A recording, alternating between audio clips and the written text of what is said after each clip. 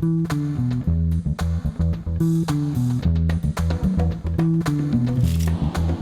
today's Face the State flashback, the fire at the Cathedral of Notre Dame in Paris has conjured up all sorts of memories and feelings.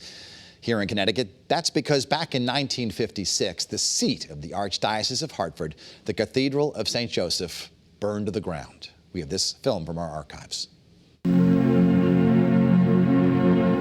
This was St. Joseph Cathedral, a landmark in Hartford for 64 years. Here thousands were baptized, confirmed, and married.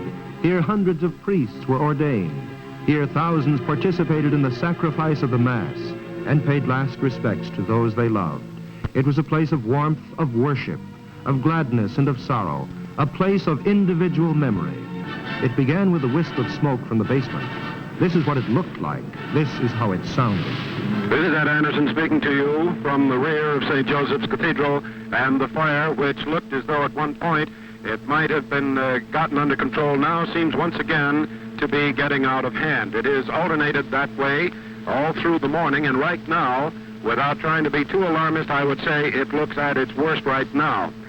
Just this morning, Archbishop O'Brien was to have been engaged in a conference, I understand, about the reconstruction of St. Patrick's Church, and now, sadly, he is here to watch the consuming of St. Joseph's Cathedral.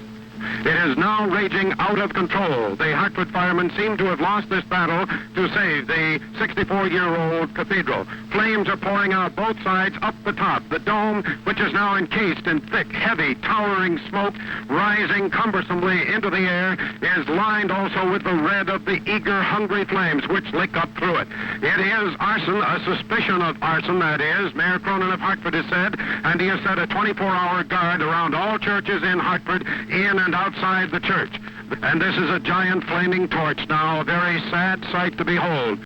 A pressing duty crowds upon us. A new cathedral must rise. The diocese must have a mother church, and that mother church must be worthy of the name. It must look the part. To construct it is a vast undertaking. It is an expensive undertaking, but it can be done, and it will be done. The new church was a contemporary design said to be like no other church around.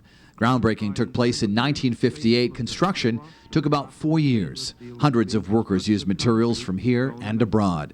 The last part of the job, hoisting the giant cross onto the steeple. And finally, on May 15, 1962, the consecration of the new cathedral was held.